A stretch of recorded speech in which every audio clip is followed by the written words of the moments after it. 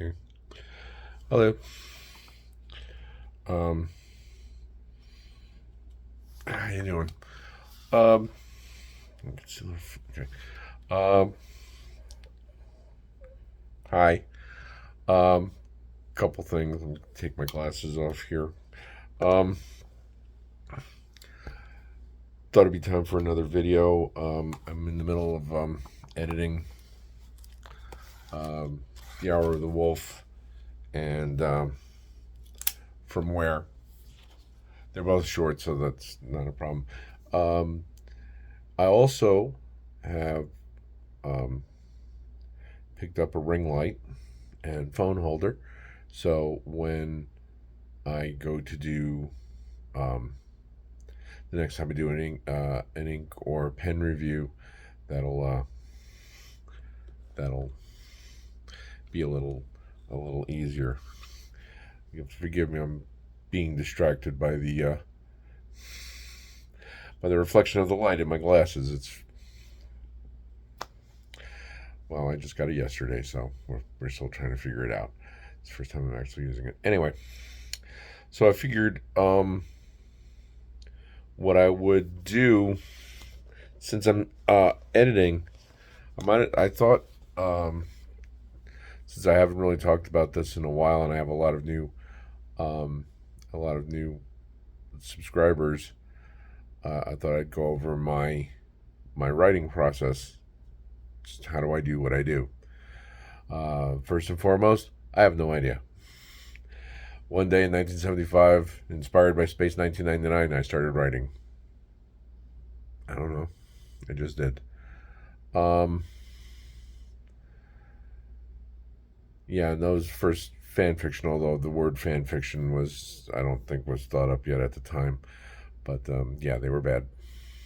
Then came Star Wars in '77, and that's when I started writing seriously, if you consider my plagiarism serious. But hey, this is the first thing I wrote, and we moved on from there, and I started coming up with my own characters, and uh, things have gotten better. So what I do, I'm not what people would call a plotter. I don't use a plot outline. I tried, but that's not the way my mind works. I'm I don't like the word pantser because I just don't. I think discovery writer is better. Um, I mean, George R. R. Martin refers to them as architects and gardeners. So I would be a gardener, a discovery writer. Um, a lot of times I know where I'm going when I start writing. Um, a few times, sometimes I'll have a scene in my head and I'll just see where it goes from there.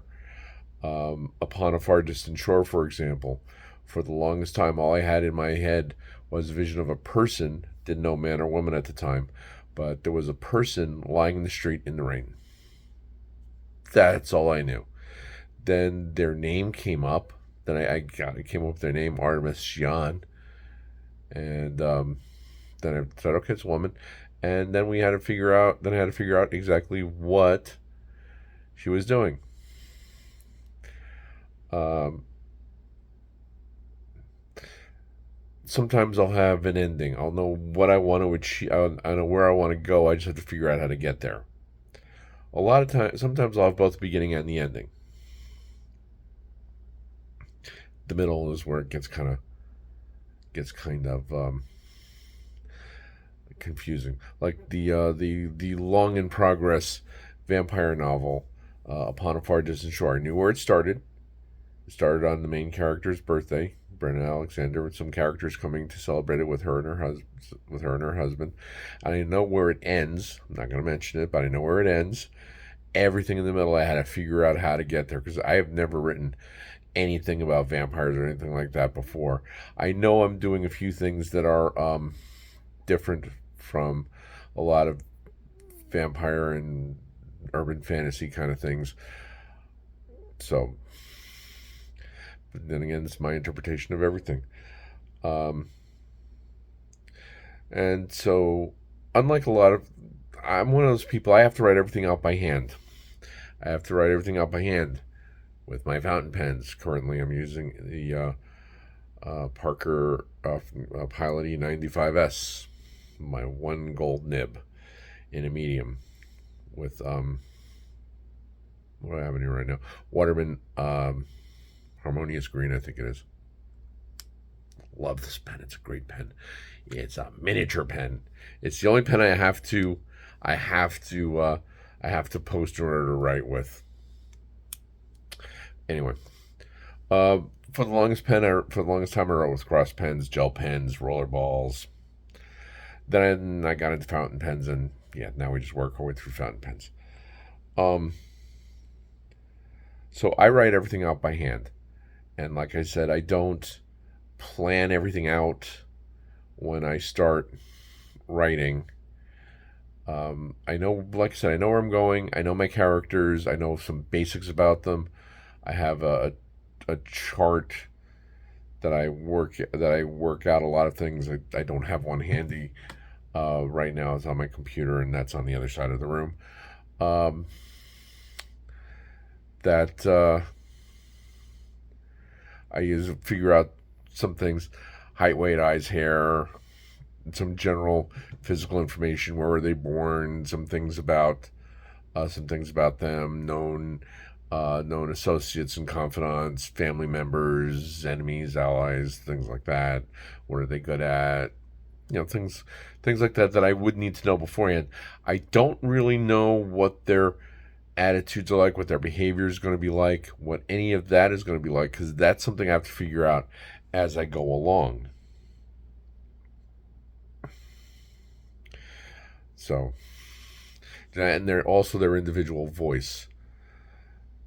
I can't figure that out before I start writing. So that's one of those things that go on as I'm writing. And I've used spiral bound notebooks. I've used spiral yellow pads. The long ones you flip up. Yeah, I've used those. I've gotten into better paper since I started using fountain pens. I like these Demosthenes notebooks and these Exceed notebooks. The problem with these, though, this is where the Demosthenes notebooks have an advantage. I like to fold over because I'm usually writing here at my comfy chair, leaning on what used to be a clipboard.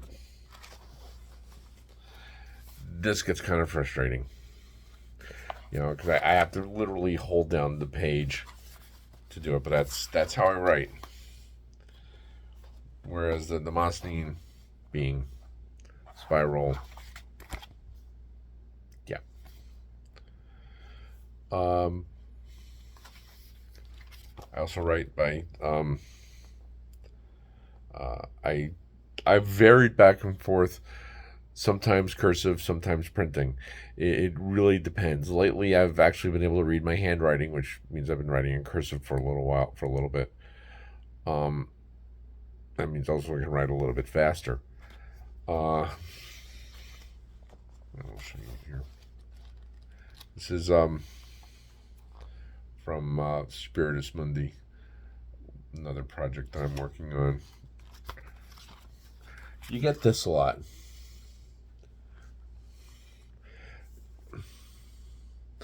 Start writing, cross out, start writing again, cross out, start writing again.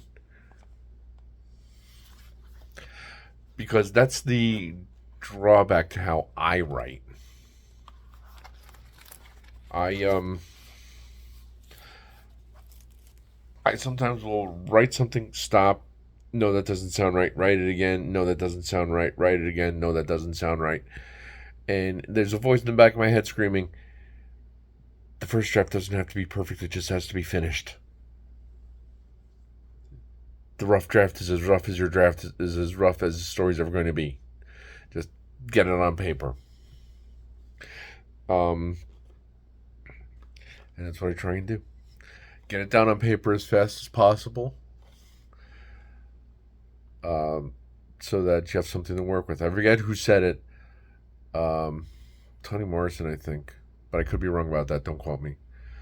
Um, I think another more famous author said, "Get it down on paper. You can't edit a blank page. You can edit a page that you wrote, but you can't edit a blank page." So yeah, that's why I'm not concerned about the first drafts. The first draft is me telling myself the story.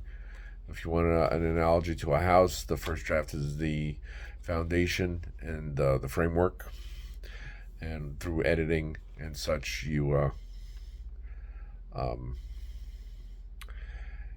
you're editing the walls and the fixtures and fittings and all that is all the editing process. And when you're finished, the house is finished, the story's finished. Now, how many edits? That's the question. I generally go for at least 4. I plan on a minimum of 4. Uh, some drafts gone longer. Um, I don't remember exactly how many, but Brianna and the 3 went at least 8 on the final time. There were probably more before that. With thing with the fast fading with actually my soul to keep. I think I went through 8 also. Fast fading light is on 6 or 7. The Demosthenes on 5, and this is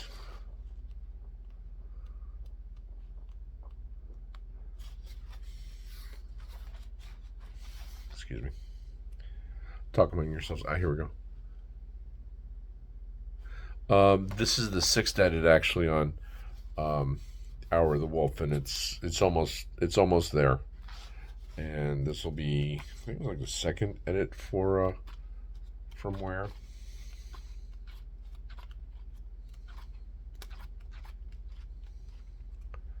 Third edit. Yeah, this is the 3rd edit for From Where. So, and I just go until I feel the story is as close to perfect as I can get it. Now, let me address one of the many elephants in the room. Should I have a professional editor? Yes, I should. Can I afford a professional editor? No, I can't. So that's the other reason I edit so much. I edit and I edit and I edit and I edit and I edit. So getting ahead of myself here, actually. Once the story's finished, I've written the end on it, the date I finished it. I typed it up in the computer, and I let it sit for 2 months. And I don't think about it. I try very hard not to read it, but I don't think about it. This way, after 2 months, print out a copy, and then going back to the good old Pilot gel pens. This one actually has burgundy ink in it, not actually red, but anyway. Then I print it out and I start editing. Now, there are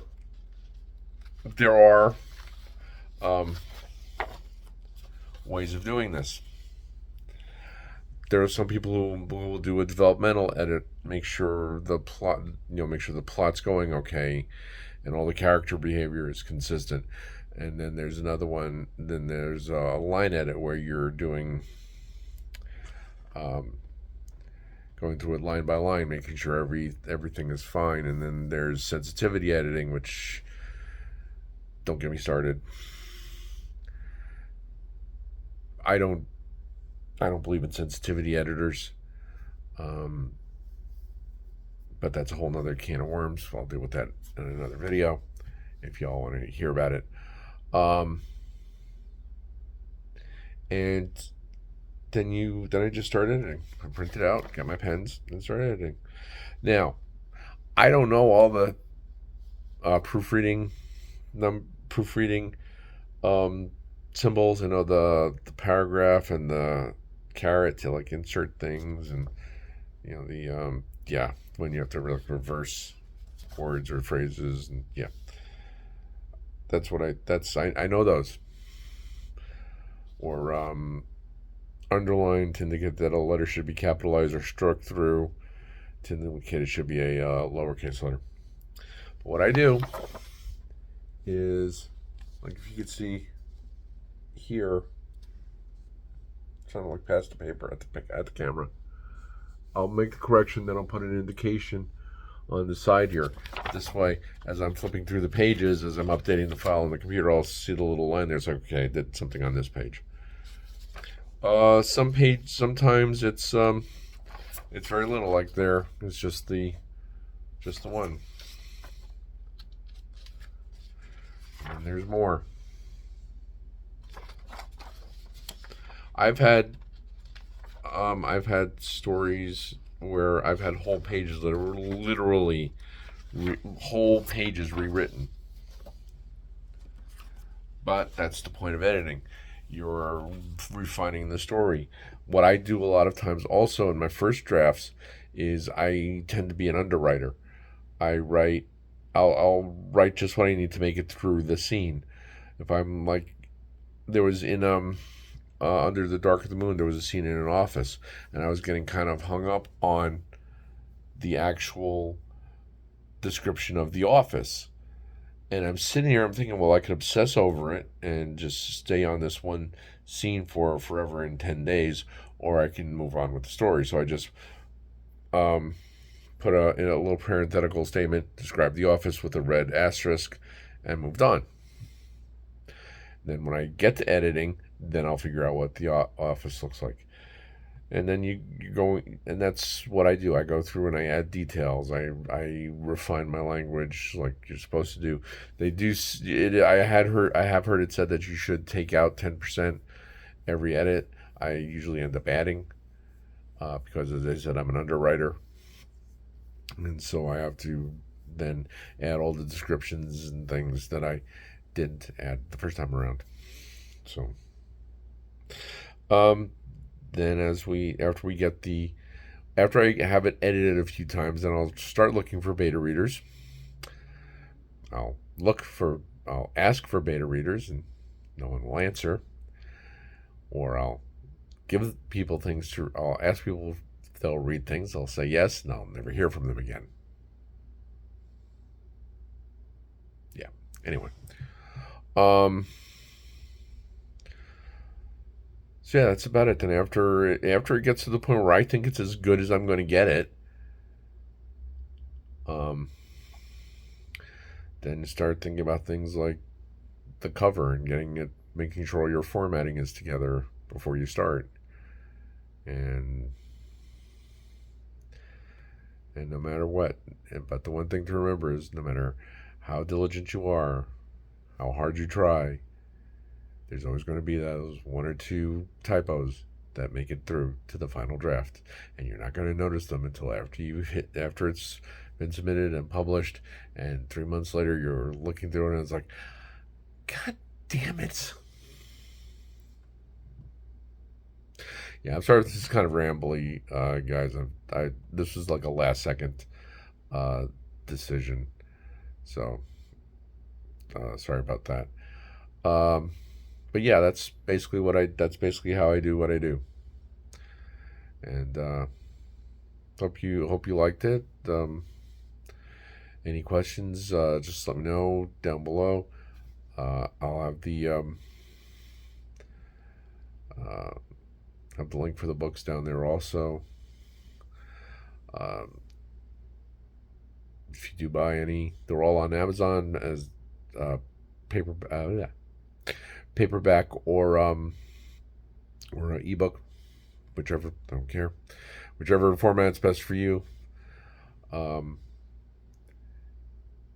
if you do buy a copy, please just make sure you go back and put in a review, good, bad, or indifferent. I don't care. And so yeah, that's about it for now. See you in the next video, and thanks for watching, thanks for listening, thanks for putting up with me and my sometimes slow turnout, but I'm hopefully going to try and step that up a little bit. And remember, we are each of us the heroes of our own stories and the villains of someone else's. This is the way. Take care, guys. Bye.